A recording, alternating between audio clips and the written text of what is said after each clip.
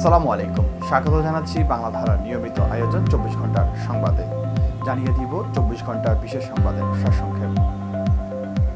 চট্টগ্রামের সংখ্যালঘুদের উপর যাতে কোনো দুষ্কৃতিকারী হামলা চালাতে না পারে সেদিকে সর্বোচ্চ নজর রাখা হচ্ছে বলে জানিয়েছেন চট্টগ্রাম জেলা প্রশাসক ও জেলা ম্যাজিস্ট্রেট আবুল বাশার মোহাম্মদ ফখরুজ্জামান। তিনি বলেন, চট্টগ্রামের সমন্বয়কদের সাথে তারা বসেছেন, তাদের কাছে স্বেচ্ছাসেবক চাওয়া হয়, তারা তালিকা দিলে দ্রুত ব্যবস্থা নেওয়া হবে। শনিবার সার্কিট হাউস সম্মেলন কক্ষে অনুষ্ঠিত বৈষম্য বিরোধী ছাত্র আন্দোলনের সমন্বয়কদের সাথে জেলা প্রশাসন চট্টগ্রামের মত বিনিময় সভায় জেলা প্রশাসক এই সকল কথা বলেন। তিনি বলেন, জনজীবন স্বাভাবিক করে শান্তি শৃঙ্খলা ফিরিয়ে আনায় তারা সর্বোচ্চ অগ্রাধিকার দিচ্ছে। চট্টগ্রাম জেলার 15টি উপজেলায় 17টি ও মহানগরে 16টি সহ মোট 33টি থানা রয়েছে।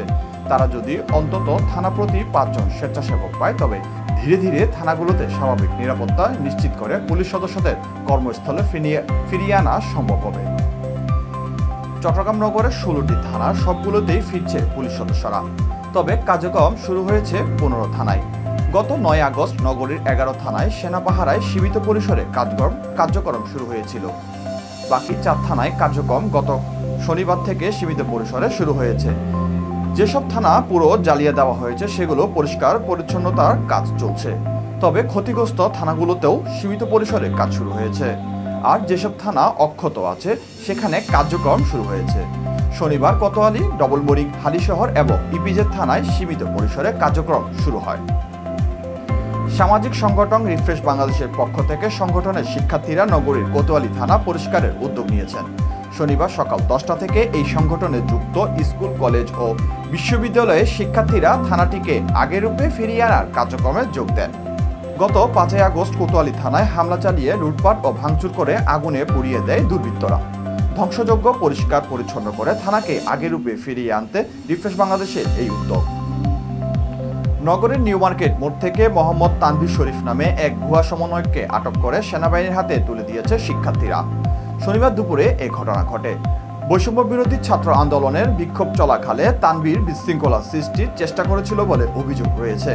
জানা যায়, আটক মোহাম্মদ তানভীর শরীফ নিজেকে বৈষম্য বিরোধী ছাত্র আন্দোলনের চট্টগ্রাম কলেজের সমন্বয়ক বলে দাবি করেন, অথচ তিনি ছাত্রলীগের রাজনীতির সঙ্গে সম্পৃক্ত আন্দোলনকারী সেজে তথ্য পাচার করছিলেন। আন্দোলনকারীরা জানান, বিশৃঙ্খলা সৃষ্টির চেষ্টার পর মোহাম্মদ তানভীর শরীফকে চ্যালেঞ্জ করা হয়। তার ফেসবুক আইডিতে স্বৈরাচারের পক্ষে বিভিন্ন পোস্ট রয়েছে। ছাত্রদের দাবির মুখে চট্টগ্রাম বিশ্ববিদ্যালয়ের প্রক্টোরিয়াল বডির সকল সদস্য এবং 3টি আবাসিক হলের প্রভোস্ট পদত্যাগ করেছেন। তবে শিক্ষার্থীরা চায় বিশ্ববিদ্যালয়ের ভিসি, প্রভিসি সহ প্রশাসনের সকলের পদত্যাগ। এ লক্ষ্যে শনিবার দ্বিতীয় দিনের মতো অনুষ্ঠিত হয়েছে শিক্ষার্থীদের বিক্ষোভ। বন্ধ রয়েছে মূল ফটক। শনিবার দুপুরে প্রক্টর ও 3 হল প্রভোস্টের পদত্যাগের বিষয়টি নিশ্চিত করেছে চবির রেজিস্ট্রার KM নূর আহমদ।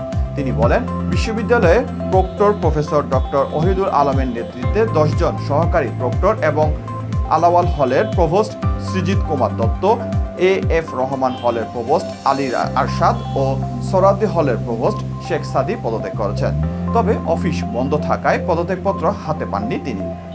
দীর্ঘ সময় প্রবাসে কাটিয়ে শনিবার রাউজানের গহিরায় এসেছে বিএনপির কেন্দ্রীয় ভাইস চেয়ারম্যান গিয়াসউদ্দিন কাদের চৌধুরী। তিনি রাউজানে এসে প্রথমে বাবা ফজলুল কাদের চৌধুরী, মা সৈয়দা সেলিমা কাদের ও বড় ভাই সালাউদ্দিন কাদের চৌধুরী কবর জিয়ারত করেন। তিনি বলেন, আমাদের ধর্ম ইসলাম, শান্তি ধর্ম ইসলামের অনুসারী কোনো মানুষ কারো সম্পদ লুট, বাড়িঘরে হামলা, মা বোনদের ইজ্জত লুটের মতো ঘটনা ঘটাতে পারে না। ভিন্ন ধর্মাবলী মানুষের উপর অত্যাচার নির্যাতন করা ইসলাম কখনো সমর্থন করে না। অন্য ধর্মেও এ বিষয়ে নিষেধ রয়েছে। হিন্দু, বৌদ্ধ সহ সকল সংখ্যালঘু পরিবারের সদস্যরা আমাদের ভাই, প্রতিবেশী। তাদের জানমাল রক্ষা করা আমাদের নৈতিক দায়িত্ব। সর্বশেষ আবহাওয়া সংবাদ। আগামী 24 ঘন্টায় চট্টগ্রাম সহ 8 বিভাগের বিভিন্ন স্থানে হালকা থেকে মাঝারি ধরনের বৃষ্টির সম্ভাবনা রয়েছে বলে জানিয়েছে বাংলাদেশ আবহাওয়া অধিদপ্তর। আবহাওয়া অধিদপ্তরের আবহাওয়াবিদ মোহাম্মদ বজলুর রশিদ স্বাক্ষরিত আবহাওয়ার পূর্বাভাসে একথা জানানো হয়েছে।